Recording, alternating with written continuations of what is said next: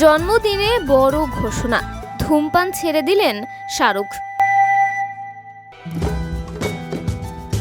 বলিউড বাদশাহ শাহরুখ খান একসময় এই অভিনেতা সারা দিন শুধু ব্ল্যাক কফি আর কাবাব নিয়েই মেতে থাকতেন।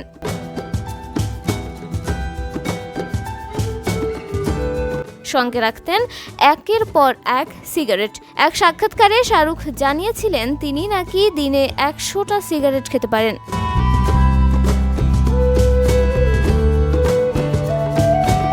সেই শাহরুখই নিজের 59তম জন্মদিনে দিলেন বড় ঘোষণা। জন্মদিনে ভক্তদের সাক্ষী রেখে কিং খান জানালেন তিনি আর ধূমপান করছেন না।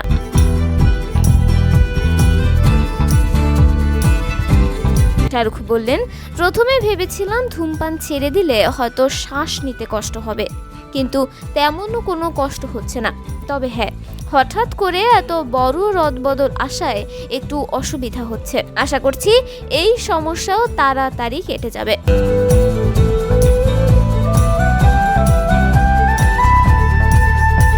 শাহরুখ খানের জন্মদিন মানেই প্রাসাদোপম মান্নাতের বাইরে জনজোয়ার।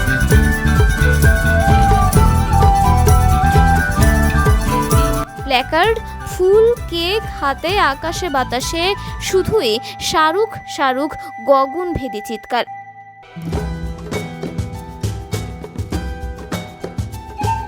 বাদশার 59তম জন্মদিনেও দেখা মিলল সেই দৃশ্য। বান্দ্রার রাস্তায় জনতার ঢল।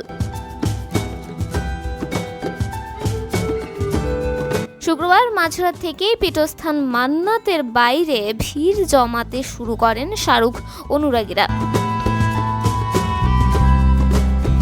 প্রতিবার ঈদ আর জন্মদিনের নিয়ম করে মান্নাতের ছাদে উঠে গিয়ে ভক্তদের দর্শন দেন কিং খান।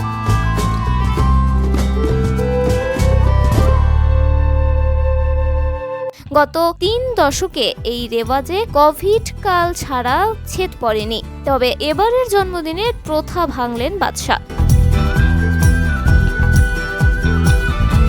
মান্নাতের ছাদে নয়, বরং ভক্তদের সঙ্গে একান্তে জন্মদিন পালন করলেন শাহরুখ। সেরকম কোনো আড়ম্বর নেই। সাদামাটা পোশাকের পৌঁছে গেলেন মান্নাতের অনতি দূরে বান্দ্রার মন্দিরে।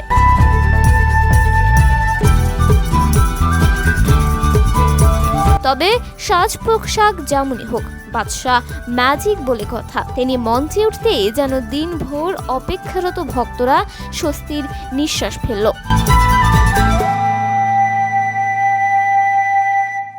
শাহরুখের উপস্থিতি তাদের কাছে টনিকের মতো কাজ করল। সেই অনুষ্ঠানে নাচতেও দেখা গেল নায়ককে।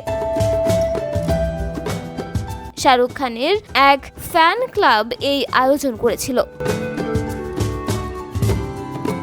তাদের নিরাশ করেননি কিং খান। তবে মান্নাতের সামনে দিনভর দাঁড়িয়ে থাকা ভক্তদের হৃদয় একেবারে খান খান।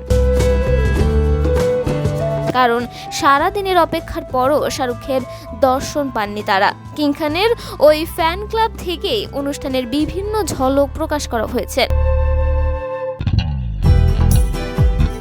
সেই অনুষ্ঠানে এক শাহরুখ ভক্ত চীন থেকে মুম্বাইতে এসেছেন তার সঙ্গে দেখা করার জন্য। সেটাও ভিডিওতে উঠে এসেছে।